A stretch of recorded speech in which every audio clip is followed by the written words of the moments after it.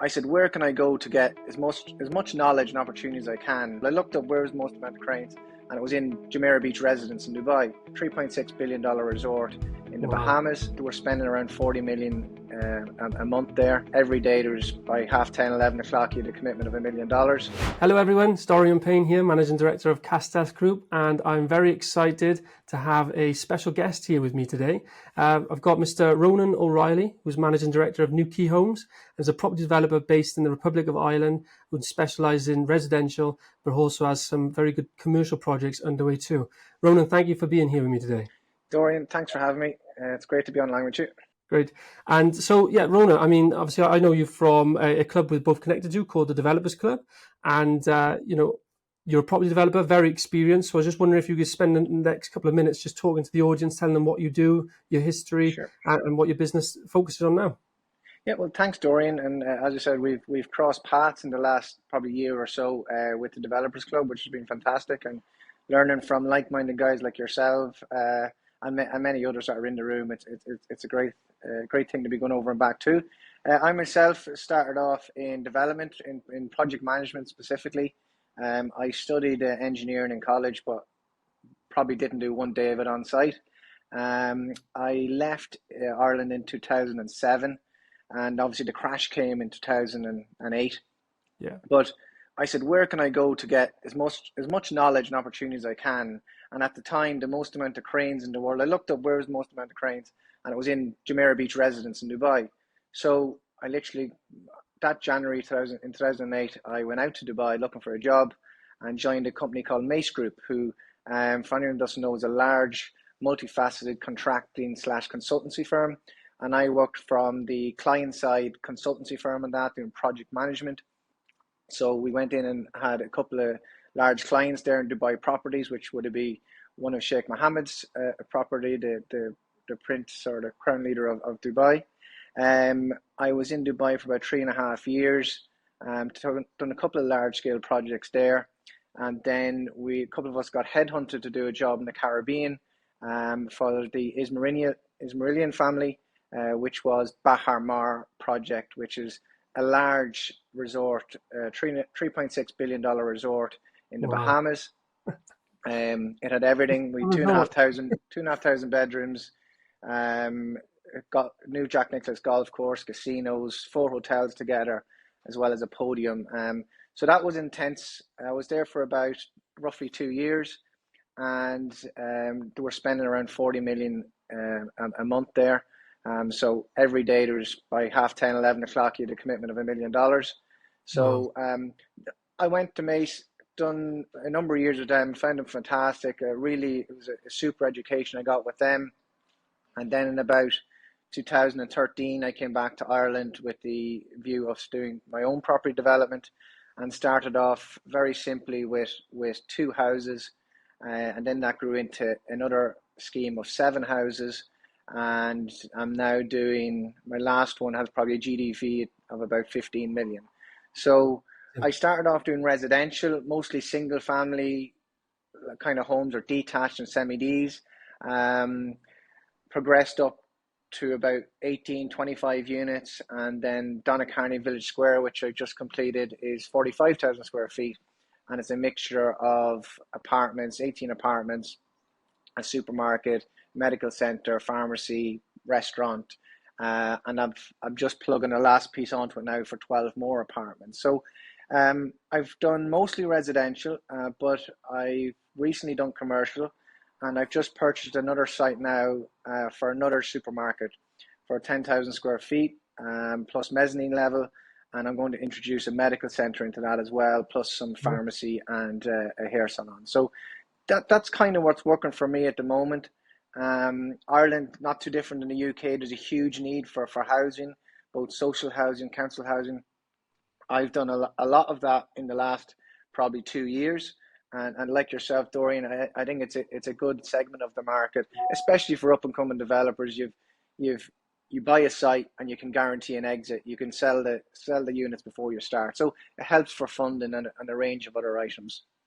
Yeah, amazing. Like that. That's such a coloured background there of all different experience. I got a how did you find that big transition from a kind of a global company, a multi-billion-pound project, down to taking the reins and full control of a development site yourself? What was Yeah, that like? it was obviously different, and the great thing or the biggest thing I've been learning about them very very large projects is it's all about structures and procedures. If you follow the procedures and keep the structure, sorry, the standards that they have, when something goes wrong, you can catch it a bit quicker. So it gave me a great foundation of what to set up in my own business in terms of procedures and the structure of things. Um, that helped a lot. But obviously, then you go back and you're gone from like huge development with thousands of people on sites to a one-man band essentially, and growing it organically up. So there's challenges there. I suppose the big thing is I found it hard to start to say when you're finished work, you're finished work. It was hard to get your mindset to drift away. Whereas before, you could easily move on, but now it's your own cash. You have to sort out the problems. It can be lonely at times because you have to fix the problems yourself. But that's why I like talking to yourself, Dorian, and others in the developers club. It's a great way to share some issues that everybody's having. Obviously, cash flow becomes a bit more of a king. Oh yeah. So it's good, but exciting. And I think I had to take the jump. If I didn't take the jump, I might never have done it. So I came back when I was 27, I think, and I started then. I said, look, if I don't do it now, I won't do it. So um, get on with it. If I failed, I failed. I at least go back into a consultancy role internationally or whatever the case may be. So why not? And now have a baby on the way now, so I'm thankful that I took the risk when I did. And that's 10 years on roughly now. I'm 37 now. Still a spring chicken, eh? So Well, tremendous amounts to do. Probably yeah. still there's probably still a development in your pipeline that's sitting there or still been working through from when you first started. That's a common joke in the development space how slow it is. How do you find it in Republic of Ireland? Is it just as slow, the system? The system isn't so. There's planning, albeit it has its problems. But generally, compared to the UK, it's more driven by time. So, for example, in 8 weeks, once you submit a plan in Ireland, you've statutory 8 weeks before you get a decision. You will probably get a notice of the decision after 6 weeks. But after 8 weeks, you'll get your formal decision. And then after 12 weeks, 4 weeks later, you'll get your final grant if it's a grant. Now, you may get an FI, which is further information, but generally 12 weeks, you should be getting your permission, which in the UK, like, there's not even set amount of weeks. It just goes on for months on Well, end. If not, they have months is weeks. a good thing. Right? They have weeks, but it's definitely feels like more like a guidance rather than Yeah. So is the system similar where you have a do you go through a pre-app first or with the Yeah. council? Yeah, How's that? typically a pre-app, and in a pre-app you should be getting in to see the council within 4 weeks, and go through Oh, any issues they may have, or to flag some items, etc. So I've recently done one for a supermarket. Oh, sorry, for another 12 apartments that I'm doing as a last leg in Donna Carney. And like that now, we'll go in for permission, and in 8 weeks' time we should have a decision if it's a clean enough permission. Now, of course, people can object to that. It can go to another round, which will be through on board Panola, which is maybe the state body on the planning process. Um, Thereafter that, it could go into judicial review, which is quite a headache at the moment in Ireland for large scale schemes. But hmm. but typically, Adora, it's about 12 weeks overall. You do your pre-planning, you go in for your formal planning, and then you should come out the far side. So it's a Wow. little bit cleaner. Yeah, and what about conditions? Do they impose a lot of pre-commencement conditions like they do over here? Yeah, you would standard. So you'd have all, like, obviously your finishes and fixtures and finishes. You have to have them detailed before you start on site. 9 times out of 10, you're generally starting on site anyway, because whatever you're getting your financing from, there's interest being chased on that and it's growing. But yeah, you have conditions. You have to pay your fees, your contributions, which is a large element. In Ireland too, you have what's called a Part 5 element, which is essentially a social element within your configuration of units. So if you have Okay. 100 units, it used to be 10% of those units must go to Part 5, which is the social condition. Is that like And our then, 106 affordable I contribution? yes, it is. But now that's gone to 20%. So, you Okay. know, if you keep adding up the percentages, you're just adding more cost on top of the average house in that area or that development, because essentially the people living there is going to pay for them other houses that are being sanctioned. So that's just one of the taxes or conditions that is typical. You'd have contributions for infrastructure, contributions for likes of playgrounds, social amenities, things like that. All run of the mill. Yeah. You'll have typically 20 to 30 conditions on a standard 20, 30 unit scheme. Obviously, if it's much larger, you're going to have a lot more involved. And do the councils typically allow you to pay them further on in development, or do you have to pay them all up front before you start? It's dependent how it's worded. Typically, it's all up front, including our Okay. utilities, which our utilities are paid through Irish Water, which is a separate semi-state body to the councils directly. It used to be directly with the councils, which in my personal view was cleaner. But yeah, you have a huge amount of upfront costs. So you can, in some jurisdictions, go in and say, look, we want to pay you, but we want to do a payment plan. So can we pay 30% now, 30% after 20 houses are finished, etc. But Hmm. that has to be agreed with the council prior to you commencing. Um, and again, obviously, your finances as well comes into the equation. It's very difficult to pay €500,000 up front when you haven't a stone Yeah. on the ground yet. So it eats up a lot of cash flow unless you can manage it in a payment plan. Yeah, of course. And are you do you operate close to Dublin? Sorry. Yeah, we're about 30 minutes. We're in a town called Drogheda, which is Ireland's largest growing town. It's probably the next one to get city status. So in the peripheries, there's about 60, 65,000 people. But we're 25 minutes, 30 minutes from the airport. So Right. we've a lot of employment through that. And then we've large hospitals. We're on the coast, so we're beside the sea here as well. There's a couple of large employers as well as a couple of Fortune 500 companies. You've Coca-Cola have a large headquarters here, and you have BDO, a couple of drug manufacturers, and things like that. So there's a lot going on, in fairness, for Drogheda. And is that why you think the commercial opportunities come your way? Obviously, the area you operate in is growing rapidly. Is that something Yeah, you stumbled into, or did you purposely go for it? how I picked up on it, Dorian, was I think it's obviously there's a lot of negativity around commercial now, and generally there's quite good opportunity when there's a lot of negativity around something. So I just feel, or I've seen, that people aren't looking at commercial sites at all, even though like there's huge amount of properties being or developments being built. So for example, on a recent scheme I've just picked up, there's 450 homes being built with a new school. There's an existing school there. It's a PLC who has the scheme, but they don't want anything to do with the commercial. So Mm, there's a ripe opportunity for me to go in there, pick up the commercial piece. I've already done a couple of supermarkets before with household names. yeah, Um, they are looking for more retail units or supermarket units. So you've already I'm got the just anchor tenant. yeah, I'm joining the dots, and it's good for the operator of the supermarket. It's good for me. The developer that's selling it is a PLC. That's just not what they do. They Yeah, build houses. They don't want to yeah. be bothered. They're leaving a bit of profit on the side for the next person, as has to be the case. So I've just found that there's not as many people looking at it, and I've got a very good relationship with an operator. So it's kind of, if I can find the right site at the right values or the right prices, then yeah, it's like, why not take this on? I'm tending to keep these as well, so for my own portfolio.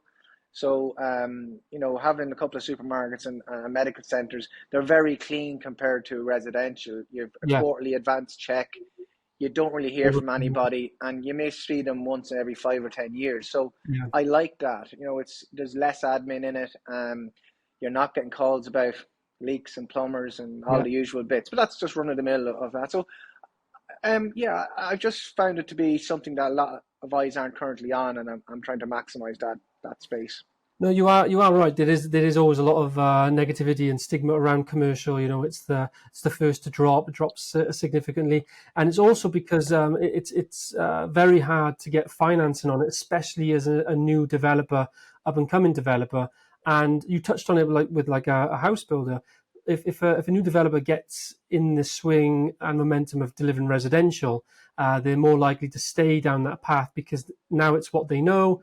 Now they've got a pipeline, they've got stuff they're risking more to lose. How are you finding the financing of the commercial and in projects in general in Yeah. Ireland? Generally, the financing is good because I'm getting the anchor tenant signed up at the same point in time as I'm purchasing, or within 3 months of purchasing the Which is site. great. So, Great. like, that's a compulsory requirement. I don't think any bank in the country, let alone in the UK, is going to build on spec to say, you'll get an operator once you build it. So, also from my side, it creates a firm exit. I do a refinance at the end. Generally, the yields are good, and the covenant that you have with a supermarket is generally seen as quite strong. So, financing is always difficult in development in good times and bad times, but it's just about working around what's currently in the market. So a couple of years ago, there was a lot of money in for new developments, new residential schemes. Now everybody is really building to the council model. So the Hmm. government is really getting onto the councils to buy an awful lot of property because there's such an undersupply. Um, so you're kind of de-risking it now to the extent that a lot of developers are getting these deals. The banks are nearly anticipating or expecting that there's an exit here. Yeah. So that's helping currently how funding is established. But I think, like yourself, Dorian, or any other developers, you'd always like a bit more. You'd always like a bit more money to Mhm. run around. Of Um, course. Like you said, cash rates are flow. yeah, rates have got high. Again, you just have to add it into your model. It is what it is. You will shop around and get guys at higher LTVs, or you'll work out the best loan that suits the operation and also the timelines. If it's a very quick 8 month build or it's a 2 year build, it's very different to how that loan has to be structured. Um, so it's challenging. It's certainly challenging from financing side, but there is options. There is a lot of guys out there which may have sold a business and are sitting on a bit of cash. There's family offices there. They're doing the same. They may be looking at the stock market now and they're saying, I think there's an opportunity here in the residential side. If Hmm. you're getting council to say, yeah, we want to buy 30 or 40 units here, and this developer has picked up the site but needs the cash, well, they're finding opportunities there where there's a secured exit with a government entity. So I think, like yourself, Dorian, you just have to make use of the opportunities that are there right now. We'd all love for it to be easier, but that's part of how we make our money and do what we do. Yeah, yeah, definitely. And you touched on it then as well. So the social and well, the social sector in Ireland then is what's the state of play? Like you mentioned that more it's being there's more developers going down that route, is it? Yeah, very much so. It's very aggressive now. There was an underspend of over 1 billion in Ireland last year on Mm. social even affordable housing is now back in the mix. Um, so there's pros and cons to that. When the councils are going out buying everything, it's great for delivery of more houses for social and affordable. But if you are working and you're trying to find a house, you're now in competition with the council who's going in and buying up all these developments in one scoop. But there's a huge push for social and affordable housing. There's in Ireland what's called an AHB, which is an approved housing body. So those Okay. bodies are companies, they're non for profits, and they go out and they source and deliver housing for the better good. And obviously, essentially, it's going back to government. But there's over 500 of those established in Ireland now. So we Wow. have only 6 million people. Mm. We've say 32 counties altogether. That's a hell of a lot of AHBs for what we deliver. As a country, we're delivering about 30,000 units a year or slightly under. From a UK's perspective, like we are the size of Greater Manchester, I think the UK is trying to deliver 300,000 a year. So we're literally delivering 1/10 of that. Yeah. Um, so yes, there's a huge ramp up. There's a huge ramp up. Government is banging on the table in most councils to say, you need to increase your numbers. 1 billion of an underspend doesn't look good in today's world where Yeah. people are crying out for housing, have nowhere to rent, can't get mortgages, or are struggling to get mortgages, or even perhaps if they can get a mortgage, they can't get a property. But there's a huge, huge push, and I think it's very similar to yourself, Dorian. In the UK, there's a big push for social and affordable. Yeah. And what's the rental market like then? Because over here, the rental market has just exploded because of the lack of housing, but the increased demand for people to want homes. Yeah, I have a side business called Nuki Lettings, and we've got 100 odd units in that. And the rentals are very strong. However, they're very punitive to landlords. So a lot of small landlords with maybe I don't know, up to 10 units, they're actually getting out of the market because the taxes are so heavy that Mm. it doesn't make financial sense to keep it going. Um, there's a huge demand for rent. Rents, rent are capped in Ireland, or Okay. controlled, so they can only go up. I think it's 2% a year or 4% over 2 years in a rent pressure zone. So the government has come out and put rent pressure zones in certain geographical areas, and your rent is obviously capped there. So yes, there's a huge requirement for rental properties. Rent is extremely high in some places. I don't know how manageable that is to keep that going, but yeah, there's a huge requirement for rent at the moment. And what about the sustainability targets as well? Is that being imposed on developers? Do you have a minimum like energy performance requirement and same for landlords? You might not know. Yes, Yeah, come. yeah, we do. So I think we call it your energy performance rating. It's something slightly worded differently in the UK, I think. We've got from the EPC, EPC, then performance, EPC, yeah. but So we're slightly ahead I think, in terms of our requirements. So all of our houses at the moment, in the last number of years, are all A2 rated. okay. So I think you guys have a EPC where it's a minimum rate of maybe B1 now, or maybe A3. So for us, it's still the maximum is A at the moment. Right. There's no numbers. Okay. Well, we basically now are one away from passive house. So Oh, wow! every house that's built in the country now has to meet A2 Every house. requirements. Every single house, yeah. Brand Wow. new house. Obviously, if you're doing a fixer upper or something like that, it doesn't fall under the same planning regulations because you're doing up the house internally. But if you're building brand new developments, yes, your A2 rating is what you're getting. They're very efficient. It doesn't take much at all to heat the houses. It's good. It's what you'd want. You know, the old days of you hearing, feeling a breeze coming through a window or something like that. Those days are thankfully gone. You've got rid of fireplaces and all chimneys and all those usual things. But it's good. You're also having a huge improvement on even apartments, how they're finished, the quality of the build, the Mm, livability of it. Does it yeah. include storage? Does it have on-site facilities? Those things are all now be considered, which I think is fantastic. We need more apartments in Ireland rather than less. But we need to improve the floor plates that families can live there for 10 or 15 years without being squeezed into something that's too small. So I definitely think we should build a few more of those. Yeah, no, it's really interesting points. Obviously, we build social housing, and we have in Wales we have to comply with various different standards. That they incorporate space standards for apartments, but they also incorporate lifetime homes, which is the ability to easily adapt these properties as the household ages. So yeah, it's very interesting points. We build to a minimum of EPC rating A.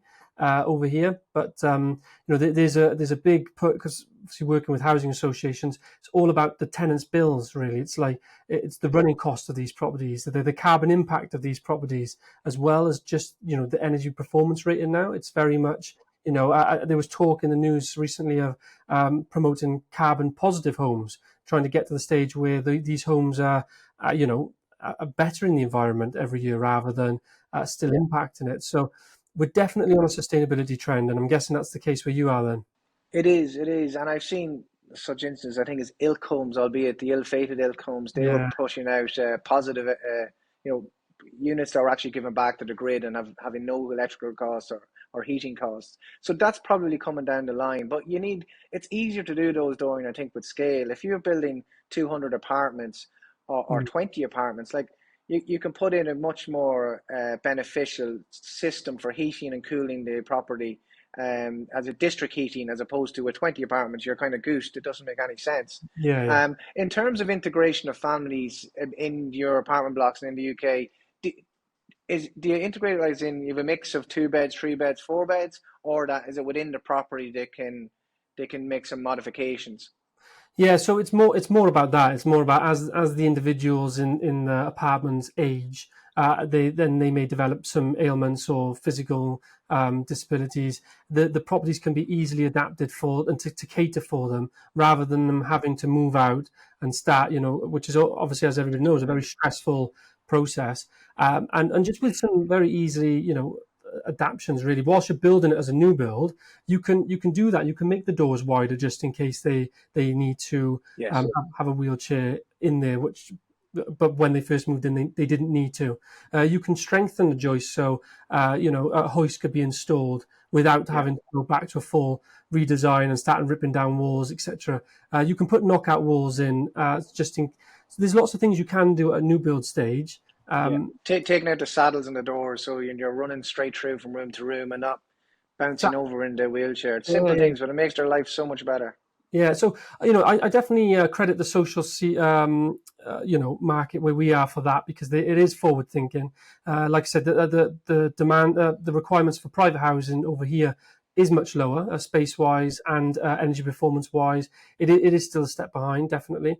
And like I said, I can see it personally just keep increasing and improving. And I think as a developer, trying to be ahead of that curve now and focus on it, you could set yourself apart really, Yeah. and just be prepared. That brings me There, on. Sorry, carry on. just on that as well, there's quite a couple of significant incentives in the market in Ireland at the moment through the government in Help to Buy scheme. Again, that was in the UK as well, but it's finished off now. Yeah. So we still have the Help to Buy and we have the First Home scheme. So in a nutshell, the First Home scheme will give a potential family or purchaser up to 30% credit essentially for the home. So they can move in, the government owns 30%, Okay. albeit they can pay it down or pay it off in future. Is that like a shared There's ownership scheme? Is it? Yes, Okay. they're massive. If they dropped out of the market, I think it'd be very, very difficult for the quantity of houses to be increased above 30,000. Mm. Um, there's up to 30% available through First Home scheme, and obviously Help to Buy is there as well. But they're massive incentives. Yeah, no, and it brings me on to the one of the next questions I was going to ask. Really, is obviously there's these emerging trends, which is sustainability and technology as well. So we're considering putting in energy, technology that's like a hub that manages the energy use and turns things off when it's not needed, tells the occupiers what they're spending, where to, and Yeah. how can they improve that.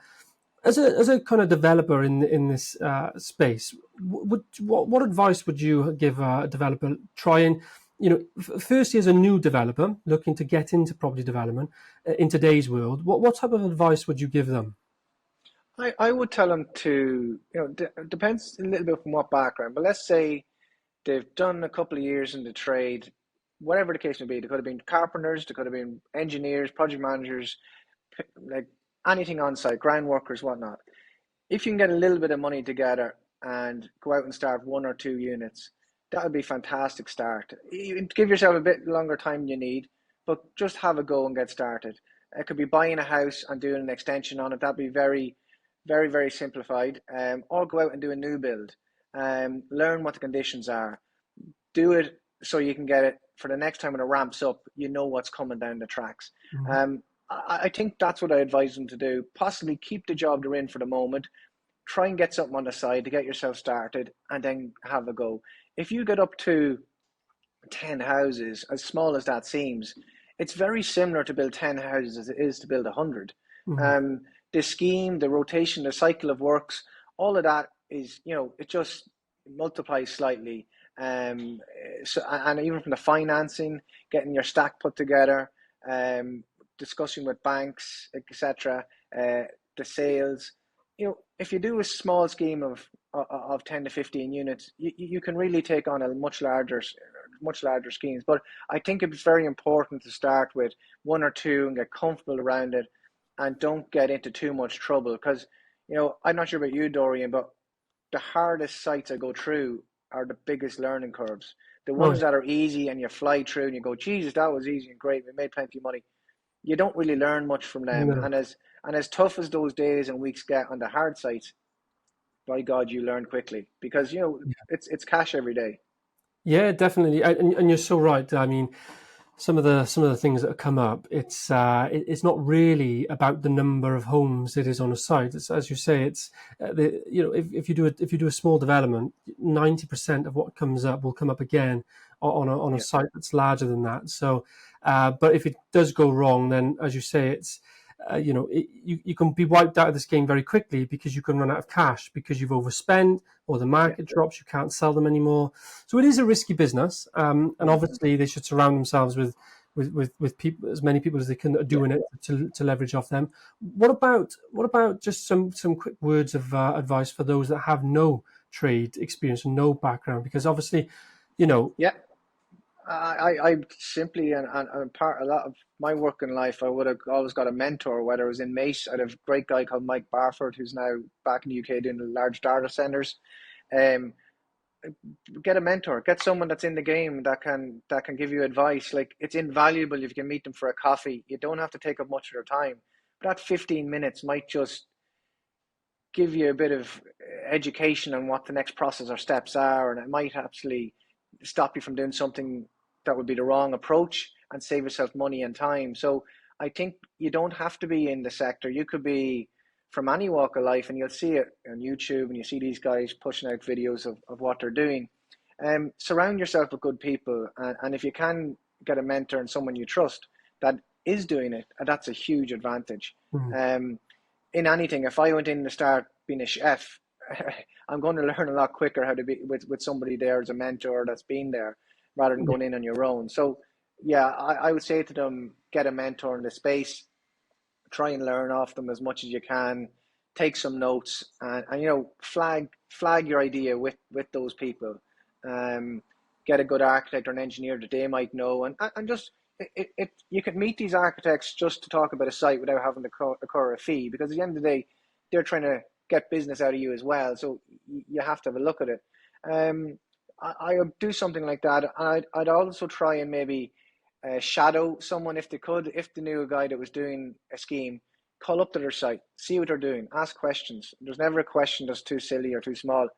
Get clarity, and I think that would help enormously and give you a bit of confidence in getting into the next step, whether that be a brand new house or a flip. Buy something, or even to keep it, add some rooms onto it and keep it. So that's what I tell someone to do. Yeah, no, fantastic advice. I've learned so much from other people. Being part of the Developers Club as well is one key part of that, so I can learn off other developers just like yourself, Ronan. You all have a different perspective, very experienced from your background and also the developments you're doing now. And also my team, I learn a lot from the team that I employ, who are experts in what they do. So, really sound advice there, Ronan, for both those that with a little bit of experience and those with zero experience.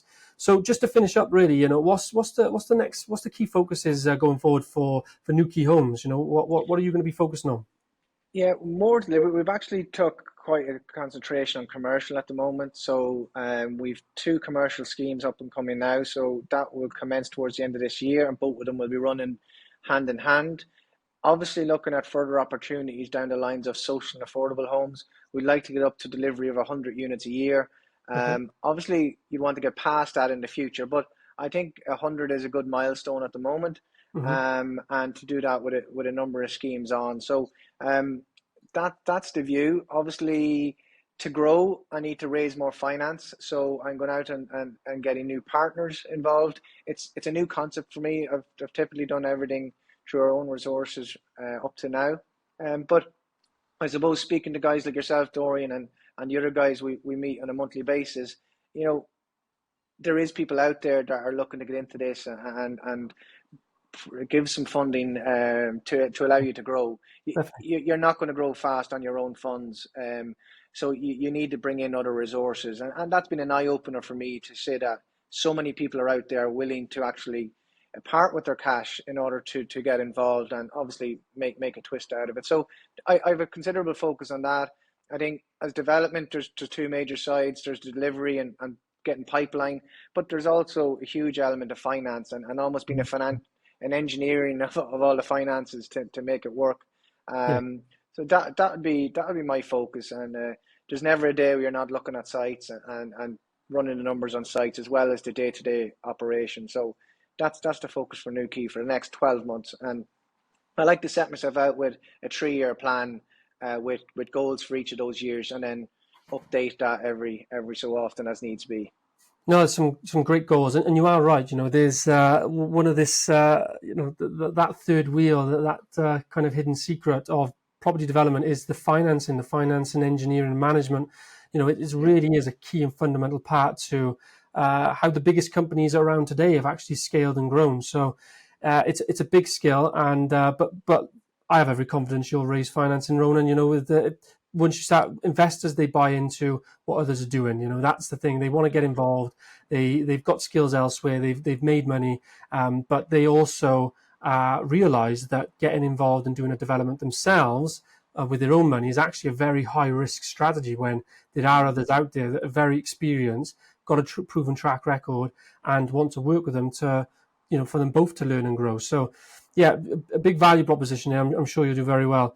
And Ronan, look, I can't thank you enough for your time, for being on here and sharing your nuggets of wisdom. It's been really insightful, and I'm pretty sure the audience is going to really enjoy this. If anybody wants to reach out to you, Ronan, wants to ask you a question, or just wants to connect with you, what's the best way they can do that? Ronan.O'Reilly@newkey.ie is my email. I'm also on Twitter, and you'll see us on Instagram under newkey.ie.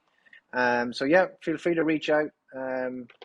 We're a small county, but there's a small country, but there's plenty going on. And as I said, I'm in the UK a bit as well, meeting upstanding developers like yourself, Dorian. So yeah, happy to help where we can. Amazing. Thank you so much, Ronan. Really appreciate your time. Thanks for having me, Dorian. Good to talk to you. Bye-bye now.